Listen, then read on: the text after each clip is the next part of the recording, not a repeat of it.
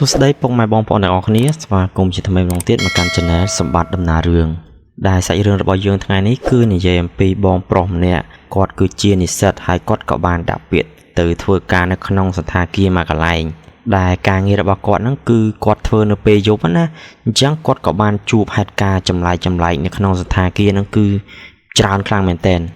ហើយហេតុការណ៍នីមួយៗហ្នឹងគឺអាចនិយាយបានថាវាគឺជារឿងដែលថាសាហាវណាចឹងចង់ដឹងថាហេតុការណ៍ទាំងនោះហ្នឹងគឺវាបែបណាខ្លះអញ្ចឹងកុំឲ្យខាត់ពេកយើងចូលទៅស្ដាប់សាច់រឿងរបស់គាត់ប៉ុន្តែមុននឹងស្ដាប់ហ្នឹងណាសូមអ្នកដែលបានមកស្ដាប់សាច់រឿងរបស់យើងហ្នឹងអ្នកមកថ្មីណាសូមកុំភ្លេចជួយចុច Subscribe និងដាក់រូបកណ្ដឹងដល់ Channel មានម្នាក់មួយផងហើយបងប្អូនទាំងអស់គ្នាហ្នឹងអាច comment នៅក្នុងវីដេអូហ្នឹងបានណាថាបងប្អូនទាំងអស់គ្នាហ្នឹងមកពីខាងខេត្តណា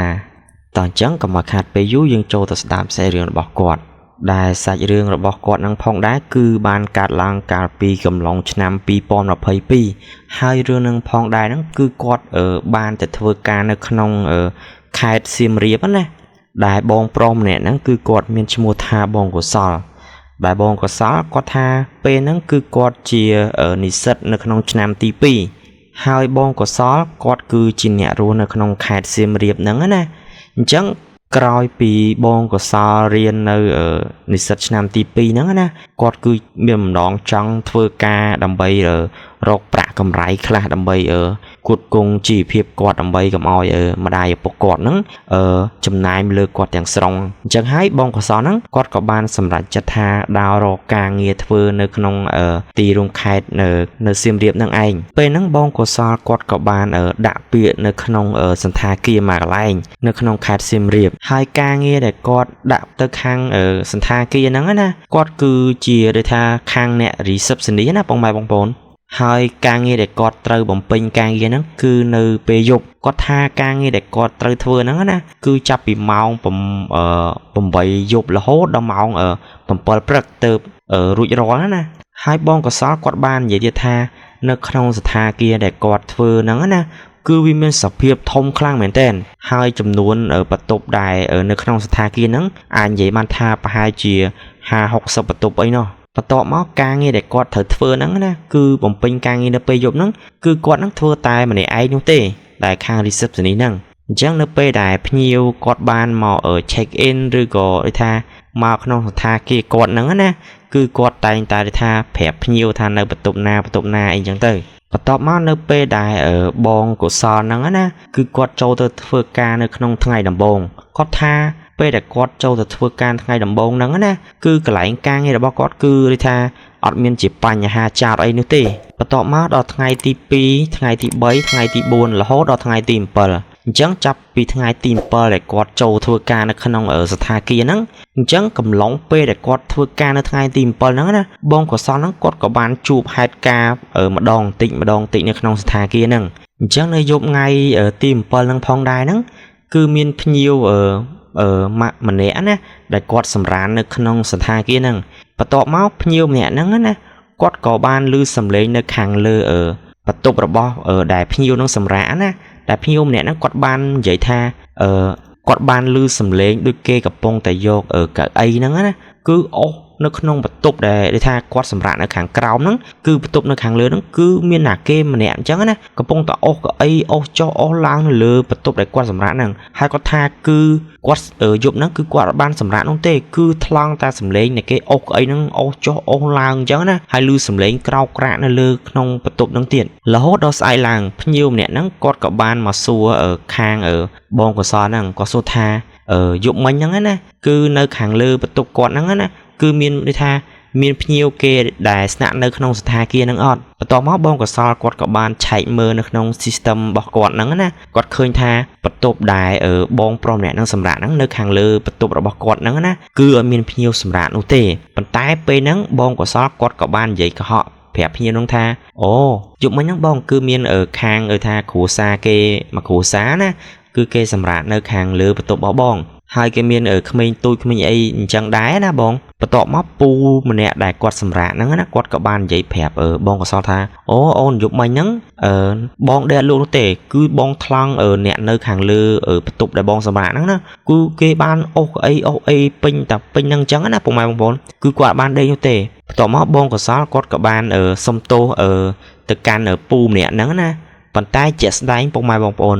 ខាងប្រព័ន្ធ system ដែលគាត់ឆែកមើលហ្នឹងណាបន្ទប់ដែលលើបន្ទប់កន្លែងនេះថាពូដែលគាត់សម្រាកហ្នឹងនៅខាងលើបន្ទប់គាត់ហ្នឹងគឺអត់មានណាគេមកសម្រាកនោះទេនិយាយទៅពេលហ្នឹងបងកសលគាត់របៀបថាគាត់កុហកអញ្ចឹងណាកុំឲ្យពូម្នាក់ហ្នឹងគាត់ថាគាត់ភ័យគាត់ខ្លាចអីអញ្ចឹងទៅបន្ទាប់មកបងកសលហ្នឹងគាត់ក៏បានយករឿងហ្នឹងទៅសួរអ្នកធ្វើការនៅហ្នឹងគាត់ថាបន្ទាប់មកអ្នកធ្វើការហ្នឹងណាគេក៏បាននិយាយប្រាប់គាត់ថានៅក្នុងកន្លែងស្ថាគារហ្នឹងណាគឺគេបានជួបរឿងថារឿងខ្មោចលងឬក៏រឿងអមនុស្សឬក៏ថាលឺជាសំឡេងស្នូអីអញ្ចឹងណាប្រាប់មកកាន់បងកសលហ្នឹងហើយបងកសលគាត់លឺអញ្ចឹងហើយគាត់ក៏រៀងមានអារម្មណ៍ថារៀងខ្លាចដែរព្រោះដោយសារតែ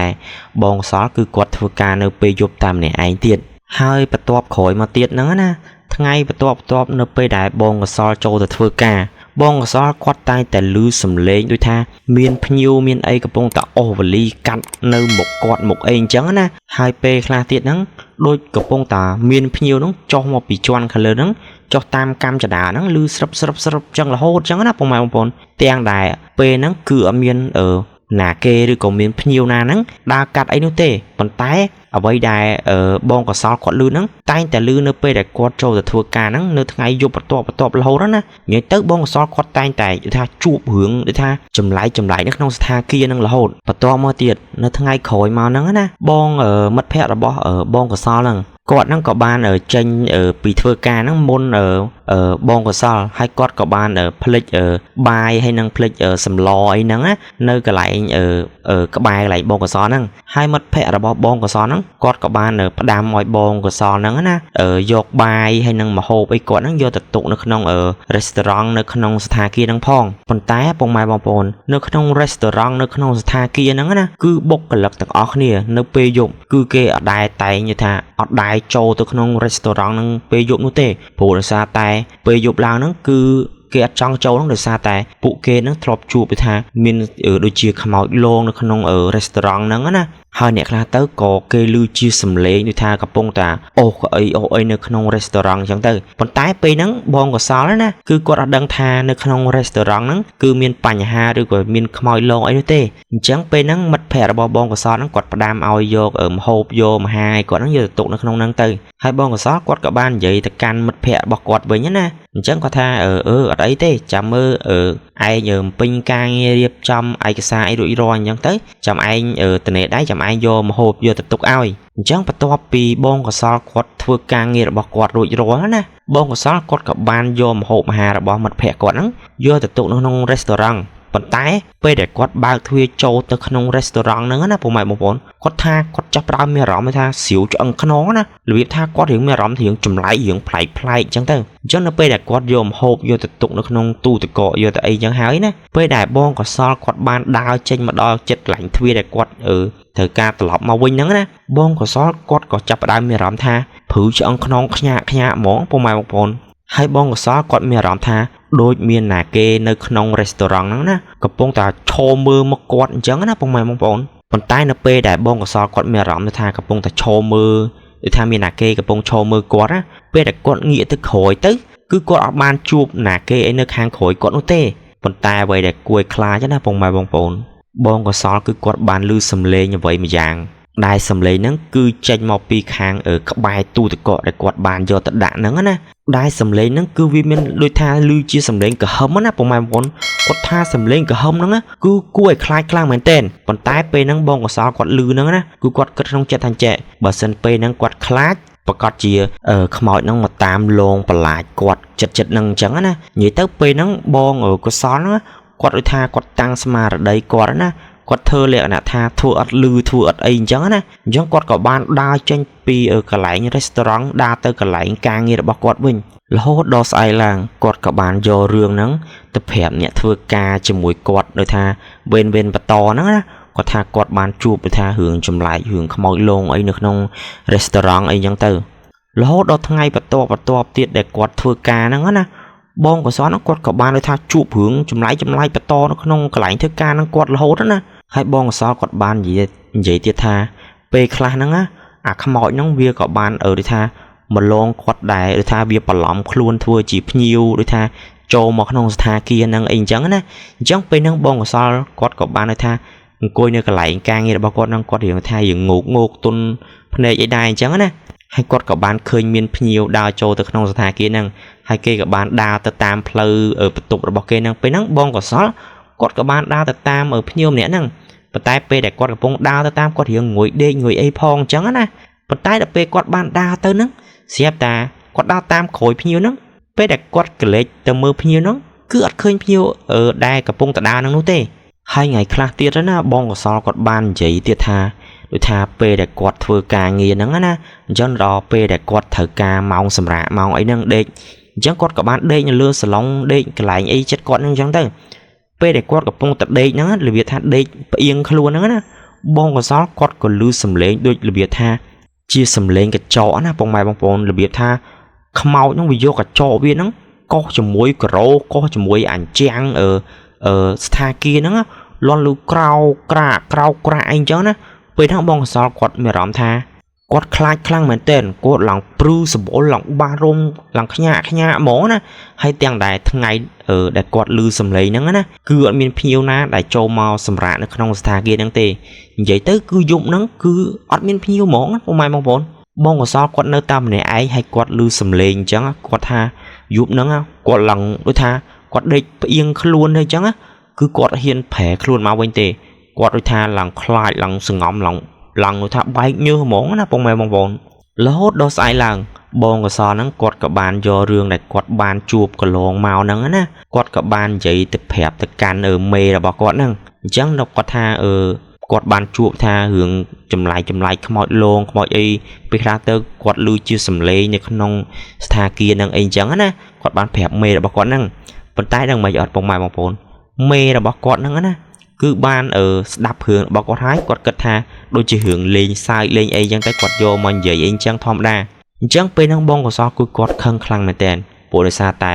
គាត់ខំយកបញ្ហាដូចថាដែលគាត់បានជួបប្រទះនៅក្នុងហ្នឹងណាយកទៅប្រាប់មេគាត់ប្រាប់អីចឹងទៅដើម្បីឲ្យមេរបស់គាត់ហ្នឹងណាជួយរកដំណោះស្រាយឲ្យគាត់អីចឹងដូចថាប្រាប់ថាតកែគេឬក៏មេបន្តអញ្ចឹងណាដើម្បីឲ្យដូចថានិមន្តលោកមកសូត្រមន្តសូត្រអីនៅក្នុងស្ថានភាពហ្នឹងកុំឲ្យថាជួបរឿងខ្មោចក្លងអីចឹងទៀតណាហើយនៅថ្ងៃបន្ទាប់ហ្នឹងគឺបងកសលហ្នឹងគឺគាត់បានថាប្រាប់មេរបស់គាត់ហ្នឹងដូចថាគាត់សុំច្បាប់មួយថ្ងៃហើយដើម្បីថាសម្រាប់ប៉ុន្តែគាត់ក៏បានថាឲ្យមេរបស់គាត់ហ្នឹងណាមកជួយការងាររបស់គាត់នៅពេលយប់ហ្នឹងមកយប់ទៅប៉ុន្តែដឹងមិនអត់បងម៉ែបងប្អូនពេលដែលគាត់ប្រាប់មេរបស់គាត់អញ្ចឹងណាមេរបស់គាត់គឺរលេះដែលថាគឺគាត់អត់បានធ្វើទេព្រោះដោយសារតែបើធ្វើទៅគឺមានណាគេរៀបចំឯកសារពេលថ្ងៃពេលអីអញ្ចឹងណានិយាយទៅពេលហ្នឹងមេរបស់គាត់គឺរលេះគឺអត់ចង់ធ្វើហ្មងណាបងម៉ែបងប្អូនប៉ុន្តែនៅកន្លែងការងាររបស់បងកសលហ្នឹងណាគឺមានបងប្រុសម្នាក់ដែលគាត់គឺជាបុគ្គលិកចាស់នៅក្នុងស្ថានភាពហ្នឹងណាគាត់ក៏បាននិយាយប្រាប់បងកសលថាបើចូលធ្វើការងារវេនយប់វេនអីអញ្ចឹងណាឲ្យគាត់ហ្នឹងអុជធូបអុជអីនិយាយសុំគេសុំអីទៅដើម្បីកុំឲ្យថាជួបរឿងខ្មោចលងឬក៏ជួបពួករឿងដូចថាអមនុស្សអីអញ្ចឹងណាហើយបងកសលគាត់បាននិយាយទៀតថា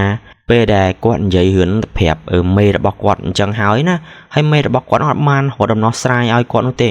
បងកសលគឺគាត់ខឹងខ្លាំងមែនតើហើយបងកសលគាត់ក៏បានន័យថាសុំដាក់ពាក្យឈប់នៅកន្លែងធ្វើការងារហ្នឹងណាក្រោយមកទៀតអ្នកដែលគេចូលទៅធ្វើការនៅកន្លែងស្ថានភាពហ្នឹងពេលយប់ណាគឺម្នាក់គឺធ្វើការបានតែមួយថ្ងៃទេម្នាក់គឺឈប់អស់ហើយនិយាយទៅគ្រាន់ចូលធ្វើការបានមួយថ្ងៃពីរថ្ងៃគឺគេដាក់ពាក្យឈប់វិញហ្មងណាបងប្អូនព្រោះថាយប់ឡើងនៅក្នុងស្ថានភាពហ្នឹងណាគឺមានខ្មោចលងខ្លាំងមែនតើណាអញ្ចឹងហើយម្នាក់គឺគាត់អាចធ្វើការនៅក្នុងស្ថានភាពហ្នឹងបានទេហើយដឹងមិនអត់បងប្អូននៅក្រោយស្ថានភាពហ្នឹងណាគឺមានលក្ខណៈថាកន្លែងគេបូជាសពហើយនឹងមានកន្លែងដែលគេយកធាតុទុកនៅក្បែរកន្លែងស្ថានភាពហ្នឹងណានិយាយទៅគឺនៅខាងក្រោយស្ថានភាពហ្នឹងហ្មងណាបងប្អូនហើយសាច់រឿងរបស់បងកសលហ្នឹងគឺ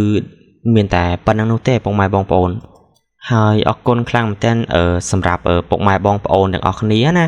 ហើយមានសង្ឃឹមថាពុកម៉ែបងប្អូនទាំងអស់គ្នាហ្នឹង ពេញចិត្តនៅការសម្រាយរឿងរបស់ admin ណាហើយប្រសិនបើ admin និយាយទៅប្រើពាក្យសម្ដីមិនសមរម្យអីសូមបងប្អូនទាំងអស់គ្នានឹងខន្តីអភ័យទោសមកដល់ admin ផងណាហើយជាចុងក្រោយ admin មានតែពាក្យថាអរគុណបងប្អូនទាំងអស់គ្នាណាជួបគ្នានៅវីដេអូបន្ទាប់បាយបាយ